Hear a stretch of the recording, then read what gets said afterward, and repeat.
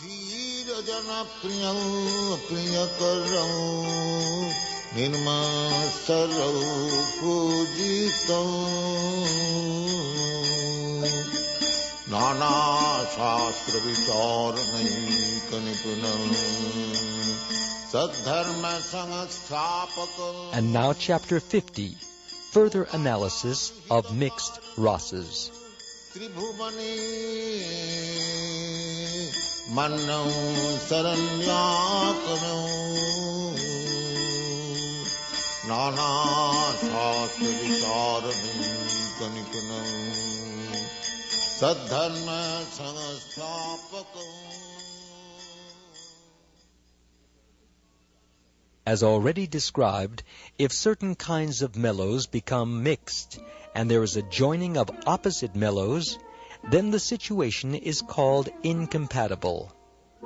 When one is eating sweet rice and something salty or sour is mixed in, the mixture is not very tasteful and it is called incompatible. An exemplary instance of incompatibility is a statement by an impersonalist who was lamenting aloud, quote, "I have been attached simply to the impersonal Brahman feature, and I have passed my days uselessly in practicing trance. I have not given any proper attention to Sri Krishna, who is the source of the impersonal Brahman and who is the reservoir of all transcendental pleasures." Unquote.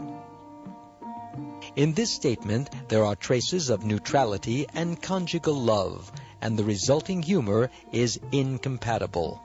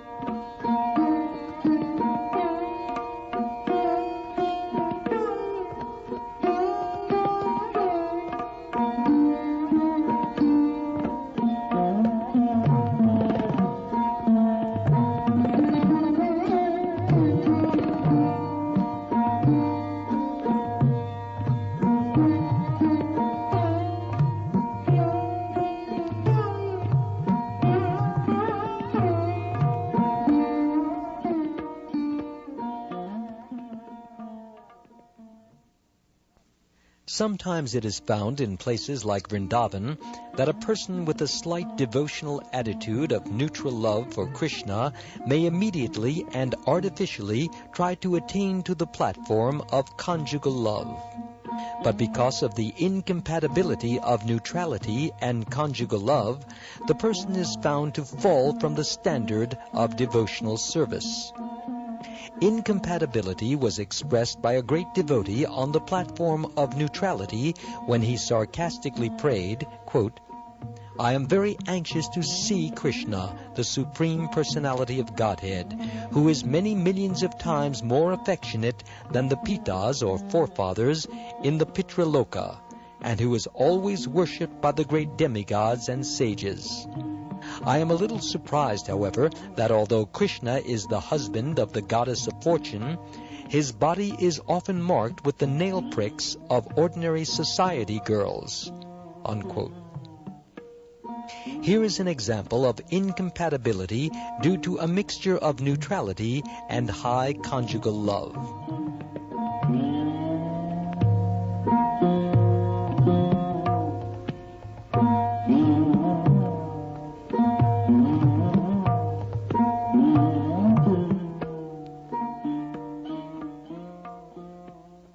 There is the following statement by a gopi, quote, "My dear Krishna, the first thing you should do is just embrace me with your strong arms. Then, my dear friend, I shall first smell your head, and then I shall enjoy with you."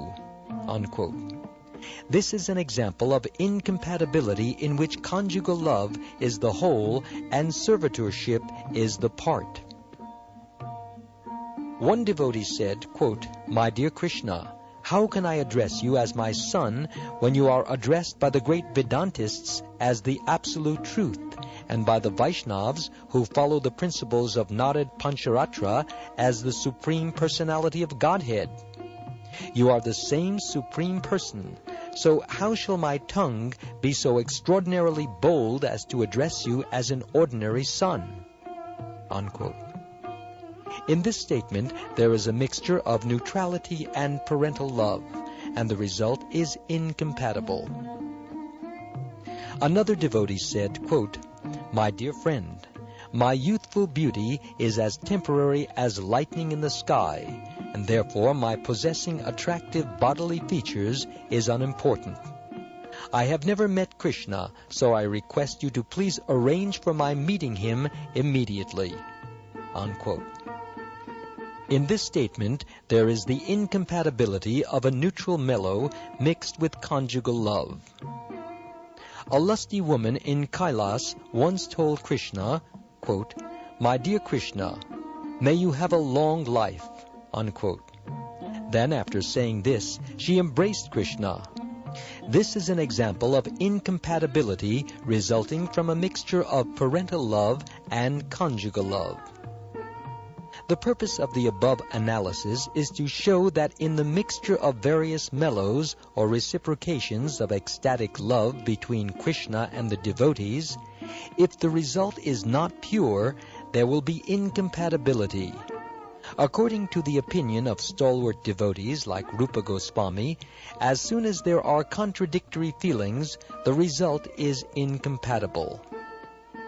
Once an ordinary female devotee addressed Krishna, quote, "My dear boy, I know that my body is just a composition of flesh and blood and can never be enjoyable to you.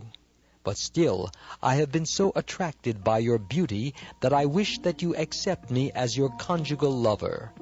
Unquote.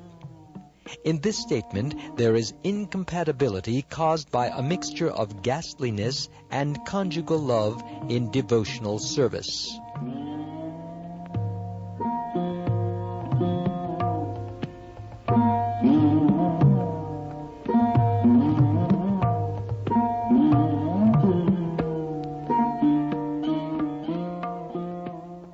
Srila Rupa Goswami warns devotees not to commit such incompatibilities in their writings or in their dealings.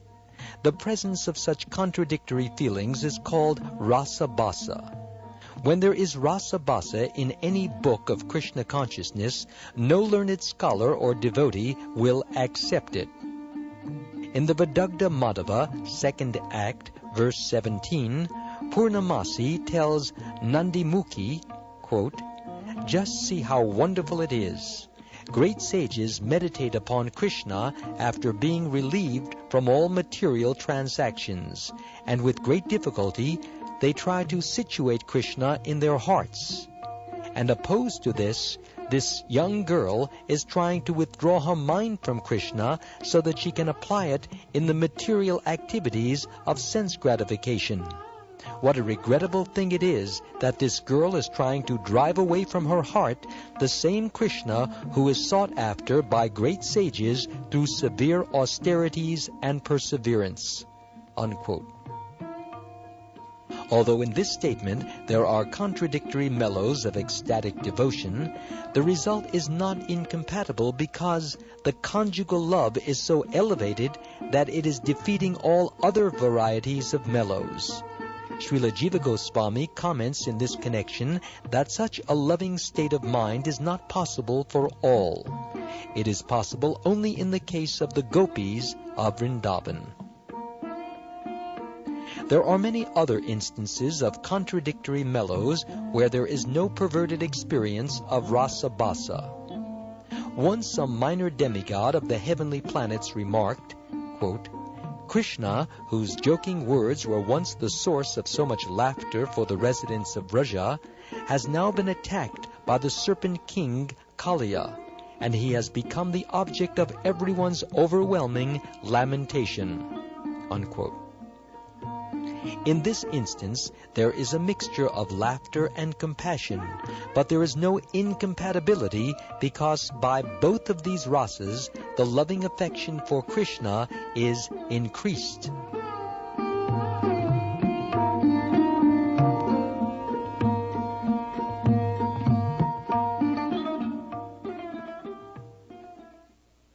Srimati Radharani was once told that although she had stopped all activities, she was still the supreme source of inspiration for all kinds of devotional service. The statement says, quote, "My dear Radharani, in separation from Krishna, you are now as still as the most beautiful tree, whose gracefulness is not blocked by any covering of leaves. Your tranquil mood makes you appear to be completely merged in Brahman realization." Unquote. In this example, there is a mixture of conjugal love and neutral love, but the conjugal love has surpassed everything. Actually, Brahman realization is only a stunted existence. There is the following statement by Krishna himself, quote, "Srimati Radharani has become peace personified for me. Because of her, I now go without sleep. I stare constantly without blinking my eyes, and I am always in a meditative mood. Because of her, I have even made my home in the cave of a mountain." Unquote. This is an example of conjugal love mixed with neutral love, but there is no incompatibility. The following is a conversation consisting of questions put before Ramba, a celebrated beautiful woman, and her corresponding answers. Ramba was asked, "My dear Ramba, who are you?" She answered, "I am peace personified." Question, "Then why are you in the sky?" Answer, "I am in the sky to experience the supreme absolute truth." Question, "Then why are you staring?" Answer, "Just to look into the supreme beauty of the absolute truth." Question, "Then why do you appear to be disturbed in mind?" Answer, "Because Cupid is acting." In the above example also, there is no perverted representation of mellows, because on the whole, the ecstasy of conjugal love has exceeded the neutral position of devotional service.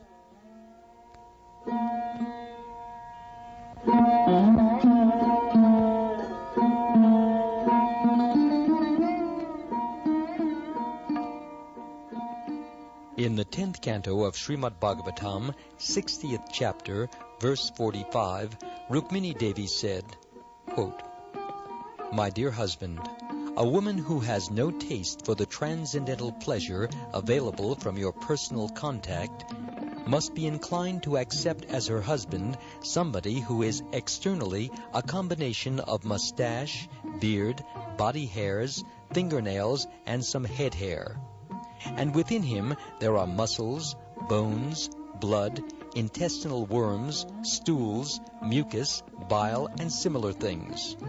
Actually, such a husband is only a dead body, but due to not being attracted to your transcendental form, a woman will have to accept this combination of stools and urine for her husband."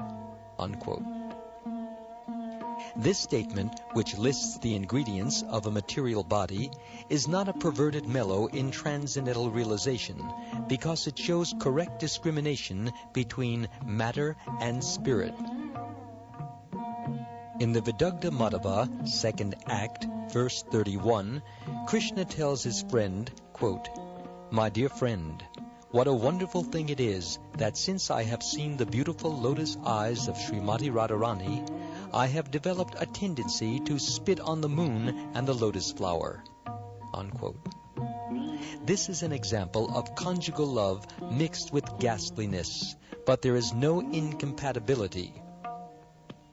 The following is a statement which describes different mellows of devotional service. Quote, "Although Krishna was invincible to any enemy, the cowherd boys of Vrindavan became almost blackish with astonishment upon seeing his wonderful royal garments and his fighting feats on the battlefield of Kurukshetra." Unquote. In this statement, although there is a mixture of chivalrous activities and dread in devotional service, there is no perverted reflection of mellows. One resident of Mathura requested her father to bolt the doors and then go with her to the school of Sandipani Muni to find Krishna. She complained that Krishna had completely stolen her mind. In this incident, there is a mixture of conjugal love and parental love, but there is no incompatibility.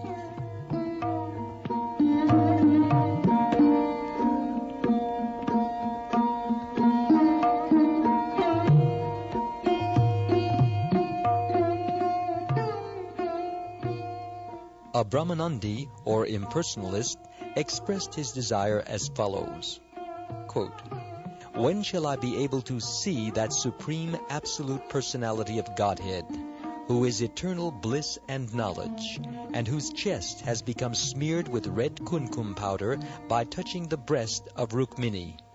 Unquote. Here there is a mixture of conjugal love and neutrality. Although this is a contradiction of mellows, there is no incompatibility, because even a Brahmanandi will become attracted to Krishna. Nanda Maharaj told his wife, quote, "My dear Yashoda, although your son Krishna is as delicate and soft as the malika flower, he has gone to kill the Keshi demon, who is as strong as a mountain. Therefore I have become a little disturbed.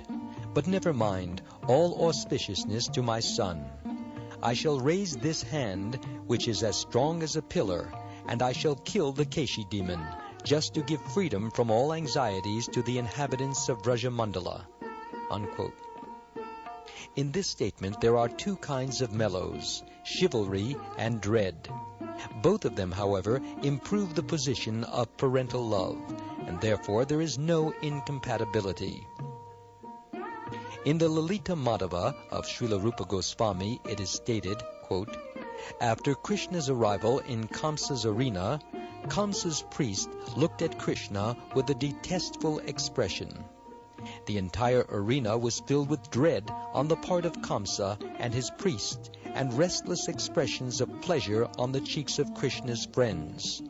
Frustration was felt by his envious rivals. The great sages meditated. Hot tears were in the eyes of Devaki and other motherly ladies, and hairs stood on the bodies of the expert warriors. There was astonishment in the hearts of demigods such as Indra. The servants danced, and the restless eyes of all the young girls glanced about." Unquote. In this statement, there is a description of a combination of different mellows, but there is no incompatibility.